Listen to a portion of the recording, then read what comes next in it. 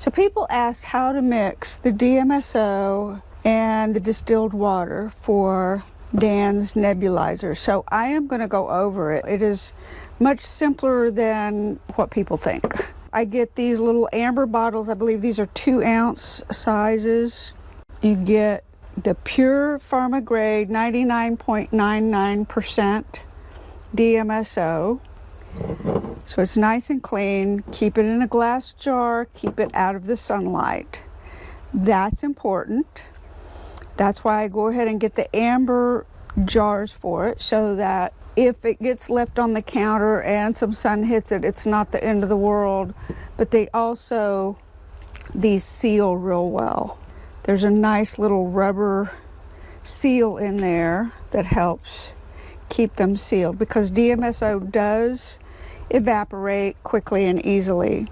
This little thing is 1/8 of a cup, so it doesn't really matter what you use as long as it's equal parts and it'll fit inside whatever container you're going to end up putting it in. This is the distilled water. I have a gallon of it because I use it for a variety of things. And I pour that into the little cup. There's my distilled water. Pour it in. DMSO. And they usually, a good quality one will come with the little stopper to help with it not evaporating. Equal amount of DMSO into the container.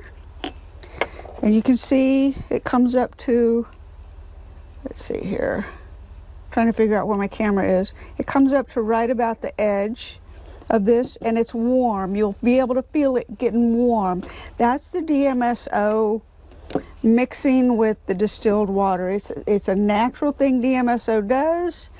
Don't let it freak you out, okay? And there it is, it's ready. Put a label on it so you know what it is. It's DMSO and distilled water 50/50. This you can use in your mouth if you've got a bad tooth, on your skin, someplace where you don't want oily residue. This can go internally. I know that a lot of people say don't put it on an open wound. I'm not really sure why they say that. I've done it. I have had no adverse effects. In fact, it's healed a lot quicker. And you fill up the dropper. All right. It usually goes about halfway. I'm not sure if you can see that. It's about halfway up the dropper. Fill that dropper. That's how much it holds. I'll squeeze it out in there. This dropper has the markings on it, if you can see them.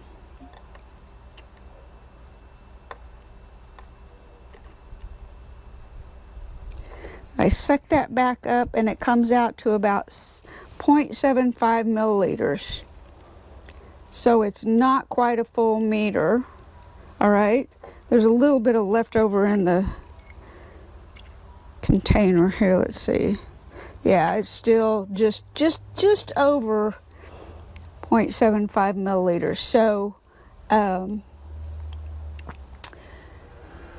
if you're nebulizing with it and you do two of the droppers, that's 1.5 milliliters, which is at 50/50, which is just about what Dan started out with, which is actually a little bit much for somebody just starting out, but we didn't know the difference. He started out with it.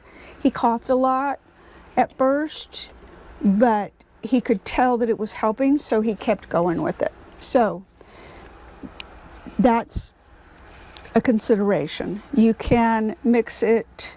You can do like your 1/8 of a cup of distilled water and then do half as much DMSO for your first round, and that way it's a lot less of the DMSO and you can take your time kind of getting used to it and then ramp up from there as you feel like it's working or not working. So the next thing we're going to do, same bottles, same process, but I'm going to mix it with castor oil. I really like using the castor oil because it doesn't dry out your skin, whereas DMSO and other products, or DMSO and distilled water, tend to dry your skin out because it is a solvent.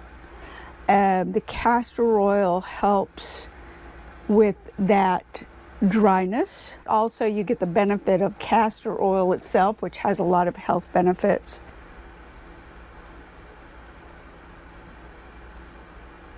Pour the castor oil in.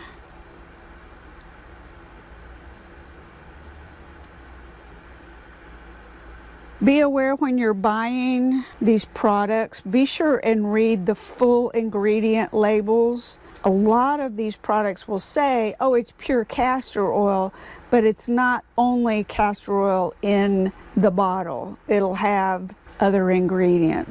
Take the time to research what you're getting, because once you find a brand you like and it's clean, you can stick with that brand, but do that initial research before you start putting something on your body that's going to go in your body via the DMSO.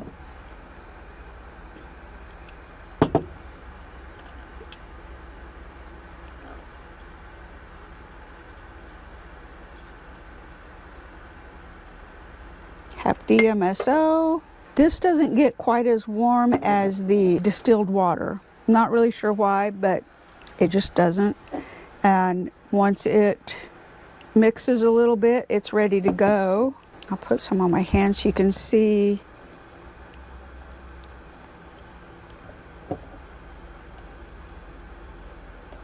It doesn't take much.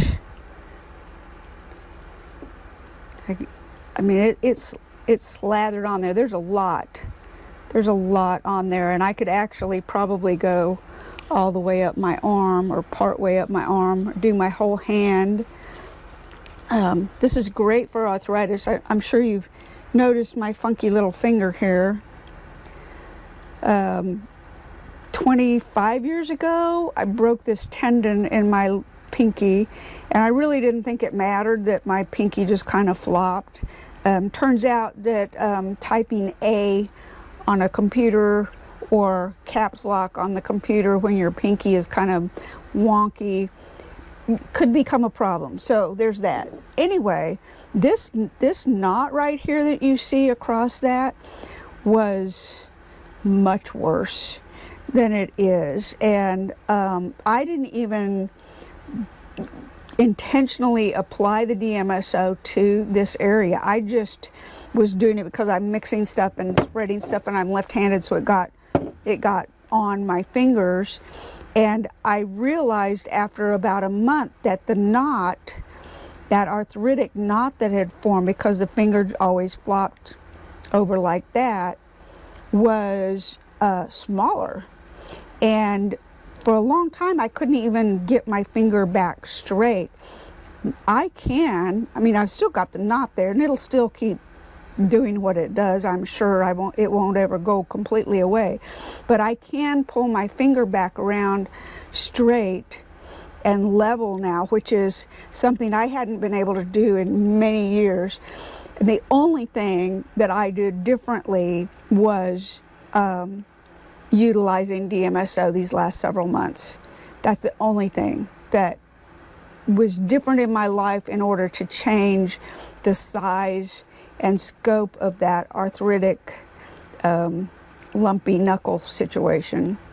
So just the fact that I can get it to go back straight and look almost normal, and I can feel with my finger, my thumb, I can feel the size of that knot is going down considerably compared to what it was before. So that's another thing. It's great with arthritis. DMSO and castor oil, great for topical. Do not take this internally unless you plan on sitting on the toilet for a while, just so you know. Let's get on to doing the aloe vera. 2-ounce jars. They've got the plastic lining that helps them seal so that it doesn't all evaporate away.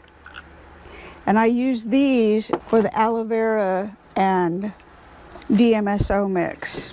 So I usually mix them either in a stainless bowl or in a glass bowl, depending on how much I'm making. I'm going to use the stainless steel bowl right now. If I'm going to mix it, I go ahead and do it for 2 jars worth.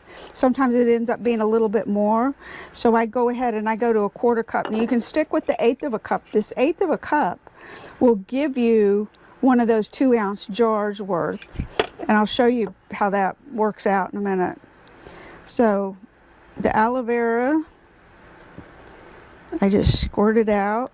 Quite honestly, none of this has to be super precise. And yes, I did wash my hands really well before I started doing this.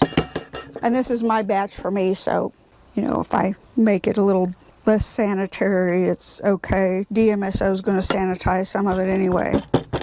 All right, so there's the aloe vera. This is great for the pain relief factor of it. This is arnica. It doesn't look like you're getting much in this container, but when you consider that this little spoon is the measurement for it, you know, that's actually quite a bit. So I already put 3 spoonfuls in here. I'm going to do 4. I would say you can do this. You can do 1 spoonful. You can do 2 or 3 or 4. It really depends on what your goal is, how deep it needs to soak into the tissue. So I make this for me because I've got this screw in my hip, and that's kind of deep into my tissue, and the screw tends to hurt a little bit. So I have figured out that for me, a little bit more arnica is a good thing. And I go ahead and start mixing the arnica and the aloe vera together, and it turns kind of an amber color. So that's just the arnica. It's not anything else changing color. Sometimes you get a few little blobs in there that don't quite want to stir, but usually it stirs up pretty darn easily. As you can see, I mean, it's only taken me, you know, a couple minutes and it's done. So now add the DMSO to it, and these kinds of measurements, the aloe vera and DMSO, are 50-50 for me. That's what I do. This is all personal. You can try it much milder to see where the point is that it's helping enough. So I do the 50-50 of the DMSO and the aloe vera, and then, as always, cap that DMSO so it doesn't evaporate away, and then mix it up. It looks like it's not mixing at first. It really threw me off at first. I thought, oh, I've just made this liquidy, mushy, gunky, cottage cheese looking mess. But if you just keep stirring, it will go ahead. And I'm doing it with this spatula just because I was talking and not paying attention. Normally I do it with a stale stainless spoon, which I have here. But since I already started it with this and it's my own personal use, I'm just going to keep going with it. As you can see, it's starting to solidify again. It's changing consistency again. And again, this is another time where you really want to study what is used with the aloe vera. I know the brand that I use, this Raslock brand, will go back to a gel consistency once it's completely stirred in, and I like that. Dan used another brand and it did not go back to being a gel consistency, so that was it kind of threw him off. He didn't know what to do. He's still using it, it's just more of a liquidy form. So now you can see it's back to being a nice gel, and then I just scoop it into the jars and it's ready. Okay, I showed you doing the castor oil on this hand, and you can see that it's kind of got that sheen to it. It's also a little bit on the sticky side. This is a lot easier to use if, like, you're putting it on underneath clothing that you don't want to have an oily stain on. The castor oil will probably give your clothes a little bit of an oily stain, but this aloe vera and arnica mix will not. And you don't have to put the arnica in it. You can just do aloe vera and DMSO if you don't want the arnica. To me, it's just as easy to go ahead and put the arnica in there, and then I don't have to worry about it. But this does tend to allow your skin to dry out, so be aware of that. You can also mix it with tallow, which I haven't done yet, but I probably will in the near future, just because I'm kind of having fun experimenting with all the different ways I can do this. And this will just about fill up 2 of these 2-ounce jars. So that one is full.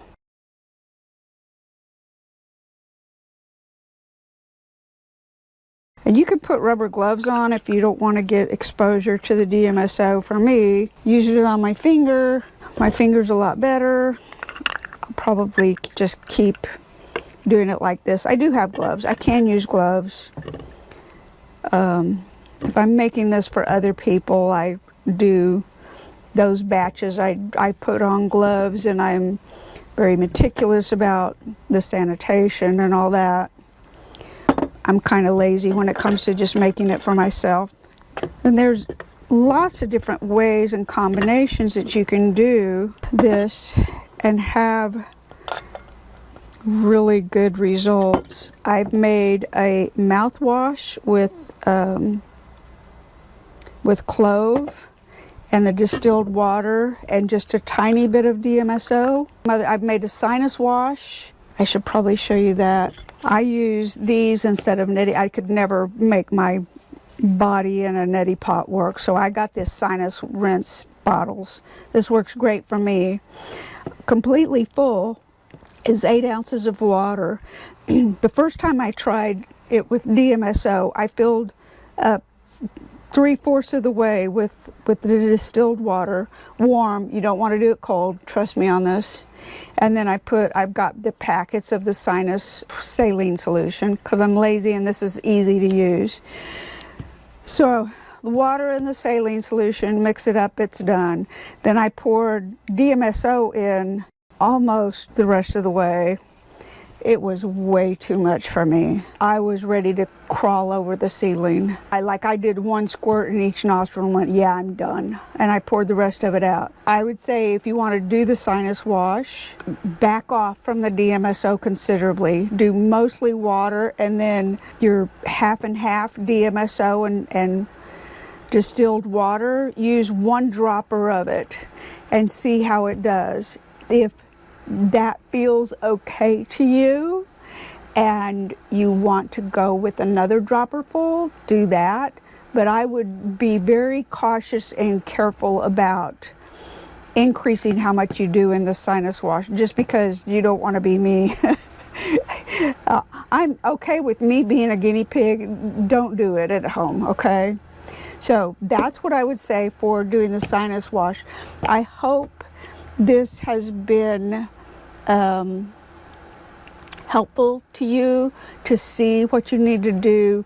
You do not have to go, you don't have to be super careful when you're mixing your 50-50 mixes. You don't have to be super careful with the arnica unless you have issues with arnica. You know, do use stainless steel or glass containers and measuring spoons and such, especially with the pure DMSO. And make sure that you seal up your packaging well so that you don't lose the DMSO in it. And that's also why I like these smaller containers. Yes, I could make a gallon of it. It would probably last me my entire life, but every time I opened up that container, I'm losing a little bit of the DMSO through the evaporation process. So I hope that helps. Just remember, the aloe vera mixture is going to dry your skin out to some degree. Not bad, but it will. Using the castor oil helps moisturize your skin quite a bit, but if you're applying it underneath your clothing, you may stain your clothing with the castor oil. So just keep those in mind. I highly recommend adding the arnica if you've got a lot of pain and you're using the DMSO to help with pain. If you're using the DMSO like I use it on my leg for circulation, then the DMSO and castor oil seems to work wonderfully for me on that. And you could probably put arnica in with the castor oil. I just haven't done it because I've done it this other way and that works for me. That's it. I hope this helps. Good luck. Let me know how you do.